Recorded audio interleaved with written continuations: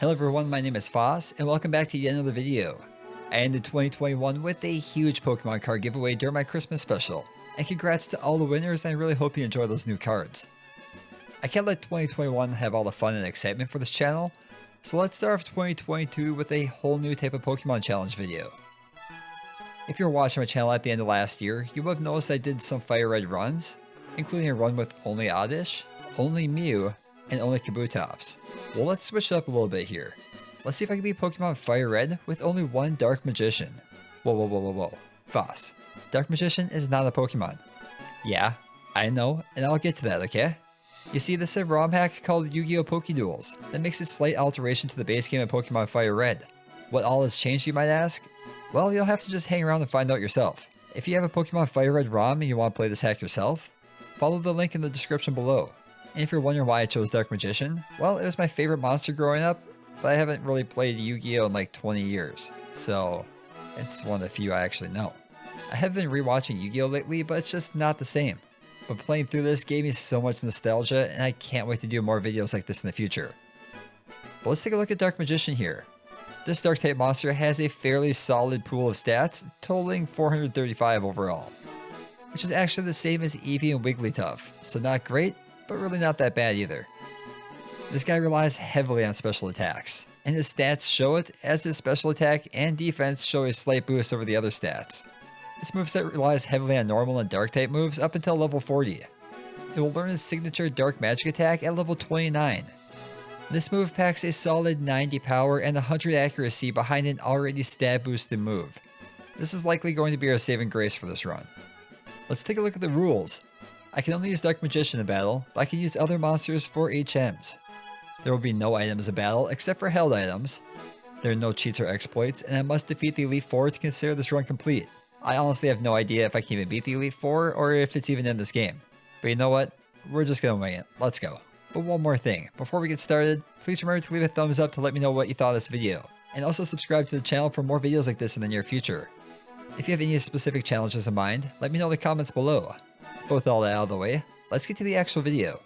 This game starts off like every other Pokemon game, with me using the Universal Pokemon Randomizer to switch Illusion Magician for... wait, what? I could have swore I switched these. I may use the randomizer to... Oh, well, this is awkward. Ah, I got it. There we go. Close enough. Okay, so yeah, I can't actually start off with Dark Magician, but we'll get there eventually. I immediately put the little magician to the test against the chick of the Red Eyes Black Dragon, who stands no chance at all. I have a bad feeling this battle will play out a little bit differently in the near future. I make my way through Viridian City where I encounter this elderly gentleman who upgrades my Pokédex before being pulled into the Shadow Realm right before my eyes. Is this how this game is going to go? Wasting no time at all, I speed through Viridian Forest with a little struggle against the bug types that are found there. I take some time to converse with the locals where this gal asks the one question that everyone was thinking. Why are boys so obsessed with their deck size? I can tell you this much, lady. My deck only has like 52 cards compared to the usual 60 card limit. I have nothing to obsess about. Shortly after having the little eagle that I had left destroyed, Illusion Magician did what he could do just to cheer me up a little bit by finally evolving into the Dark Magician himself. And with that being said, it's finally time to take on the first gym of the region. Rex Raptor, the dinosaur master himself, leads off the challenge and does everything he can to steal our remaining star pieces. Luckily for me though, he did not have a secret weapon, the Serpent Knight Dragon, which sports a solid 2,350 attack and 2,400 defense in his deck. Instead, his trump card was Uraby, a monster with a meager 1,500 attack and 800 defense. Of course, Dark Magician had no problem at all draining all of Rex's life points to earn us the first badge of the region. I might just refer to these as star pieces in the future, that sounds so much better than badges. I then head east to Peter City and onto Mount Moon. On my way through Mount Moon, I grabbed myself the Dome Fossil. And if you didn't know, you can only summon the Dome Fossil by assembling all 5 pieces of the puzzle in your graveyard. Only if you can actually revive this somehow to get yourself Exodia. I'll have to look into that in the future.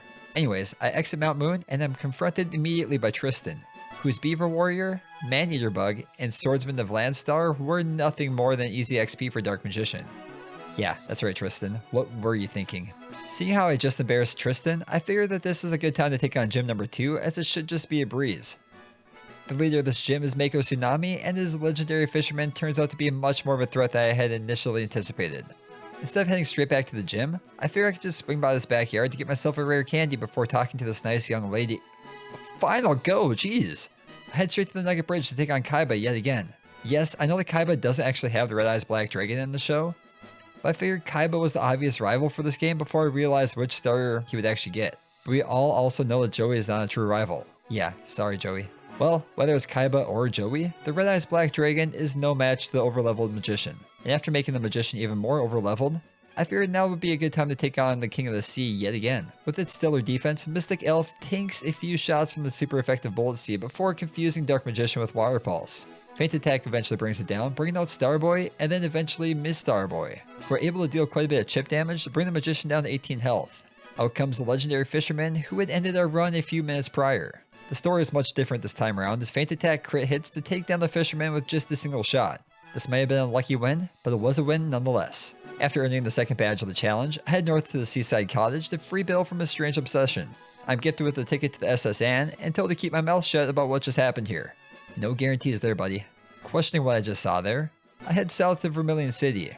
It's here where I take some time to unwind by listening to a nice little story from the Pokemon Club chairman. Long ago, when the pyramids were still young, Egyptian kings played a game of great and terrible power. But these shadow games erupted into a war that threatened to destroy the entire world, until a brave and powerful pharaoh locked the magic away, imprisoning it within the mystical Millennium Items. Now, 5,000 years later, a boy named Yugi unlocks the secret of the Millennium Puzzle.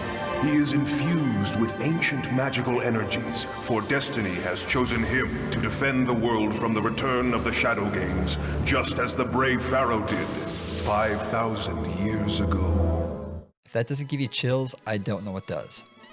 But at this point, Dark Magician has learned his signature Dark Magic attack. This 90 power, 100 accuracy Dark special attack packs one heck of a punch with the extra stab bonus from the Dark Magician's Dark typing. There's a lot of darks in that sentence, holy cow. How big of a difference will this actually make? Well, I would say you could just ask Kaiba the same question and he'll let you know. Each of his monsters go down to just a single shot, so after 40 seconds, it was time to head on to the next gym.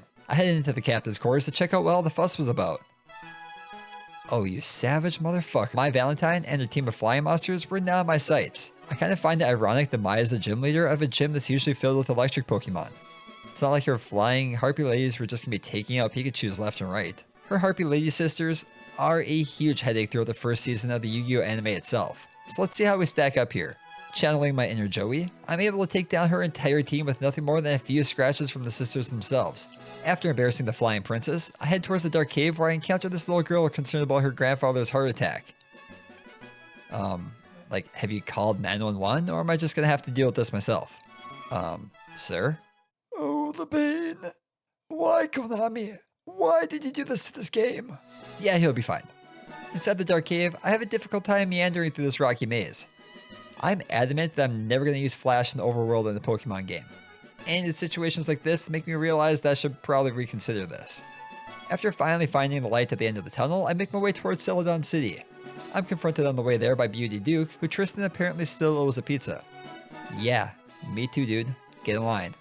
I arrive at the Celadon City gym to reveal the next leader in our journey, Weevil Underwood. I have a bad feeling that this gym could be a huge roadblock for us, as Weevil is likely to be using bug monsters. With Dark being weak to bug, we should all know how this is going to go. Yeah, let's just come back to this one in a little bit.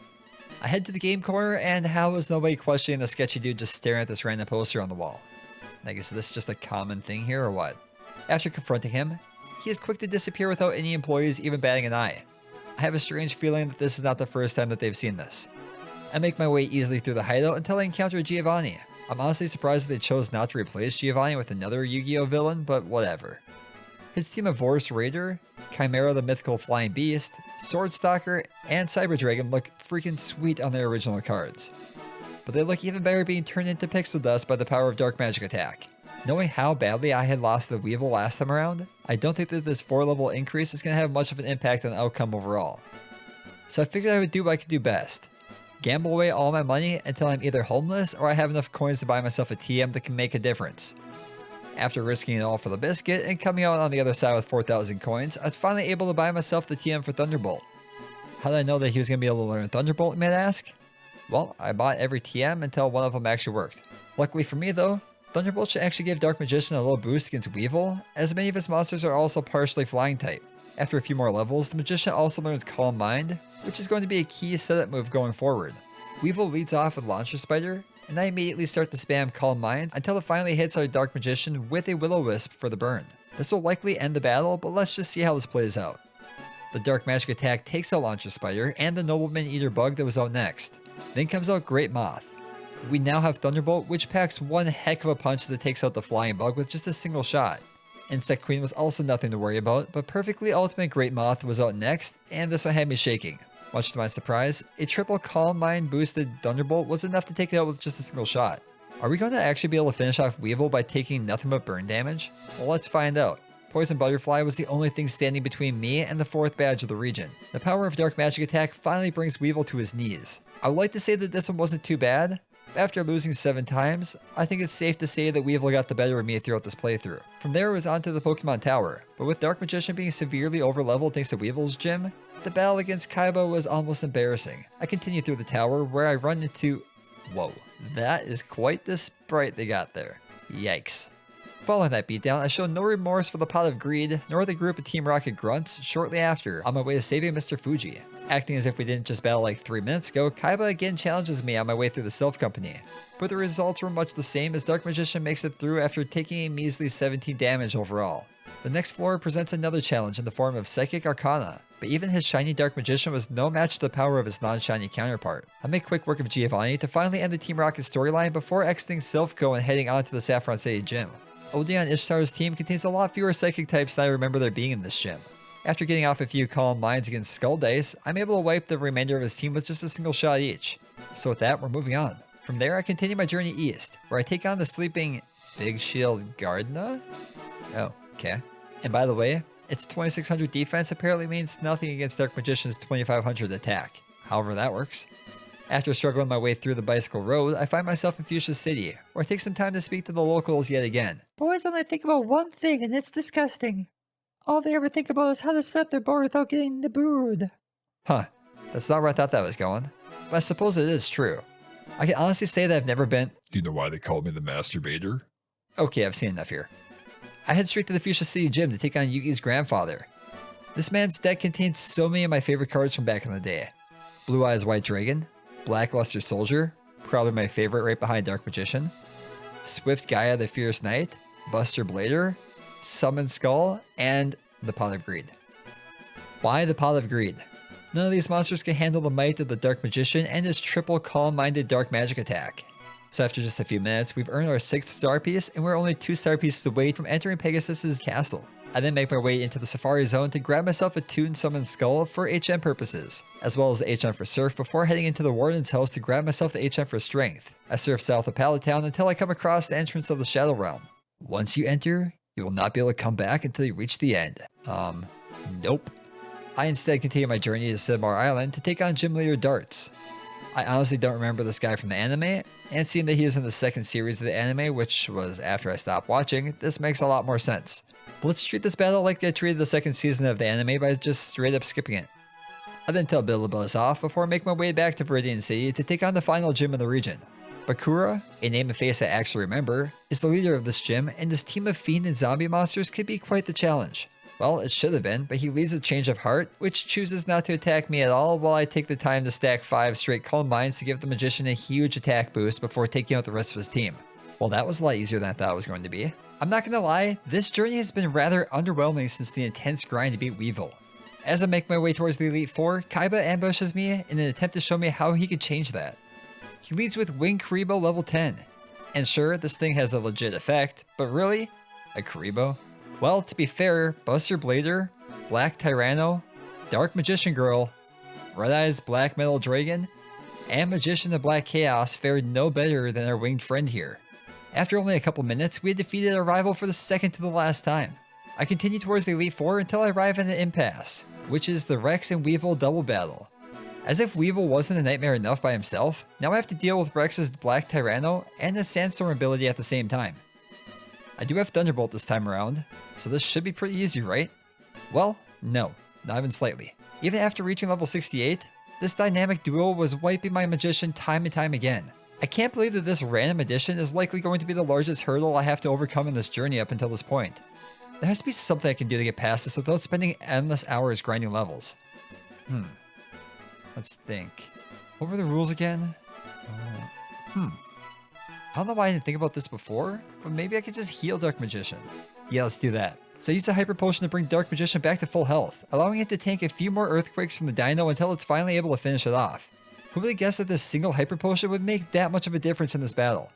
Sure, healing at mid-battle was against the rules, but I figured leveling up to the point where I could easily defeat these two would give me an unfair advantage going into the Elite Four. So using this one potion gives me the opportunity to take on the league at a reasonably low level. Okay, let's take a look at the Dark Magician one last time before heading into the Elite Four. It's level 69, nice, and its special attack is pretty solid at 149. Its speed is pretty decent as well, so this should give us a solid offensive advantage. Looking at the moves, I feel like Dark Magic is likely going to be the most used one here, but I will likely have to spam quite a few Calm Minds at the beginning of each battle. I'm just going to save prior to starting the Elite Four, and every time I lose, I'll just restart from the very beginning. With that being said, let me know if you think I could beat this battle on my first attempt. Let's do this. First up is Pegasus, and honestly this one threw me for a loop. I figured he would be the champion or at least take Lance's place in the Elite Four, but I guess not. His team of two monsters begins with Manga Ryu Ran.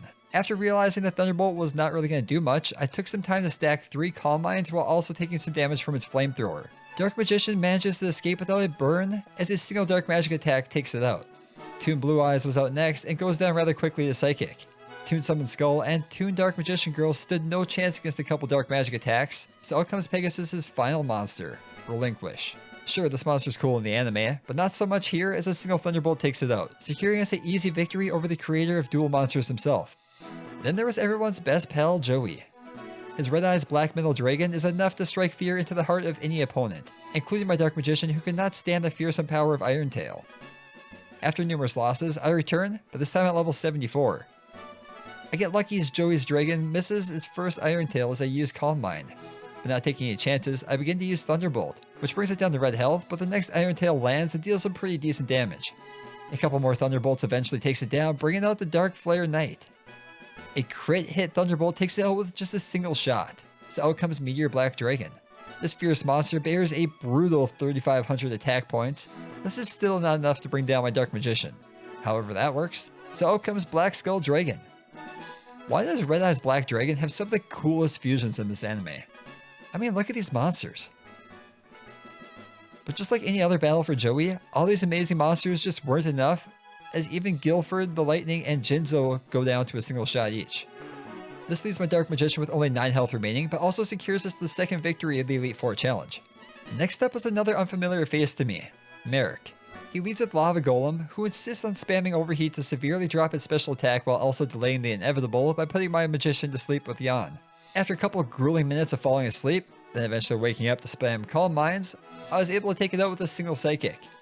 Masked Beast Desgardus, Humanoid Slime, Embodiment of Apophis, and King of the Skull Servants all go down to a single shot before Merrick attempts a bold tactic by playing a card that's not even legal in duels, the Winged Dragon of Ra. Despite its overwhelming presence, Dark Magician was unwavered, and through the power of a 6 Calm Minds boosted Dark Magic attack, we were victors yet again. I have had some incredible luck up until this point. The battle against Joey could have gone much worse than it did, had it not been for a couple missed attacks on his part and some critical hits on mine. Looking back on our journey so far, I think it's pretty obvious who the final 2 contestants are in this long journey through the world of Duel Monsters. So as I make my way into the Dragon Tamer's chamber, I lock eyes with my rival himself. No, not that low-life scumbag who got in our way throughout the majority of this playthrough, but the true Seto Kaiba himself. He leads with his signature Blue Eyes Ultimate Dragon, before we can begin the mind game of who will boost their stats more before actually attacking. This should really come as no surprise, but Kaiba gives him first. His Earthquakes are enough to deal some huge damage to my Dark Magician and bring it down to red health. Dark Magic attack was enough to take out his Ultimate Dragon, as well as the Lejin and the Hayuzan that was out next. Yes, I abbreviated that, because I cannot say Hayuzan Ryu. Just a mouthful. Then came Obelisk the Tormentor. This divine beast is absolutely yoked, and shakes off a 5 times boosted Dark Magic attack like it's a mosquito bite, before ending our dreams of becoming a champion with a single shake of the earth. Literally no more than 10 minutes later, I was back and ready for round 2. The battle began much the same as it did last time as I built up Calm Minds on the first couple monsters until I arrive at Obelisk yet again. Being the dark magic attack was weak last time, I figured I would give Psychic a chance instead, and it pays off big time as it takes out the Tormentor with just a single blow. Dark Rebellion XYZ Dragon met a similar fate on the next turn, bringing out the most feared dragon monster of all times, the 5-headed dragon. With 5,000 attack and 5,000 defense, you may be surprised to find out that a single dark magic attack from Dark Magician, who has 2,500 attack by the way, is more than enough to take it out with a single shot. Don't ask me how this works, but it does. Kaiba's deck was absolutely stacked, but with the power of Dark Magician on our side, it's time to look ahead to our final challenge. Through 5 hours and 20 minutes of brutal heartbreak and sorrow, we have finally reached the pinnacle of duel monsters. It's time to take on the man for which this entire game is named after. Yep, that's right. It's time to take on YuGiOh himself. Yugi begins by trying to intimidate me on turn 1. He throws out his elderly magician. He and my magician go on an all-night Calm Minds bender until he finally breaks the truce with a dark magic attack. Avoiding the resistance, I instead chose Thunderbolt, so after a couple turns, down goes the Dark Mage and out comes the Blackluster Soldier. To my surprise, a single Thunderbolt turns it to dust as well as the Dark Paladin and the Magna Warrior that was out next. Somehow without me noticing, YuGiOh is able to collect all 5 pieces of Exodia in his graveyard and summons the monster god to fight on his behalf. I have no idea what the typing is of Exodia, but as a complete guess, I just chose to go with a super effective dark magic attack. This brings down the most powerful monster in the game with only a single shot. If that's not anticlimactic, I don't know what is. Trusting in the heart of the cards though, YuGiOh pulls out one last extraordinary monster. Slifer the Sky Dragon. Could this be my downfall? Will I have to run the entire Elite Four yet again? The answers to all this and more will be revealed on the next episode. So yeah, I took it down with just a single shot. And with that, Dark Magician takes a spot in the Hall of Fame and we claim our spot as the champion of duel monsters. This run was almost too easy. We totally did not break any rules, nor did I struggle even a bit with Weevil and his bug monsters. All in all, this run was a lot of fun and I would have gotten here regardless. But using a heal to get past that one double battle definitely made the battles at the Elite Four a lot more interesting. Will I be doing more runs in this game in the future? Probably not. This was a fun change of pace from the typical Pokemon runs. But that's going to do for today's video. If you enjoyed this video, please leave a thumbs up and let me know what you thought in the comments below. Also remember to subscribe for more videos like this in the near future. 2022 has only just begun, but I have so many more videos planned that I can't wait to watch the channel grow. If you want to watch me take on any of these challenges live, follow me on Twitch to be part of the action as it happens. Also follow me on Twitter to stay up to date on when new videos are released. A link for both can be found in the description below. Also take some time to check out my other videos. So far I've completed a randomized Nuzlocke of Heart Gold, a surprise lock of Sword, a randomizer Nuzlocke of Alpha Sapphire, and solo runs of FireRed including Mew, Kabutops, and even Oddish. I would also like to thank everyone who checked out my Daily Bird only Christmas special, and I look forward to doing more giveaways like that in the future. With that, I'd like to thank you all for watching, and I'll catch you on the next one.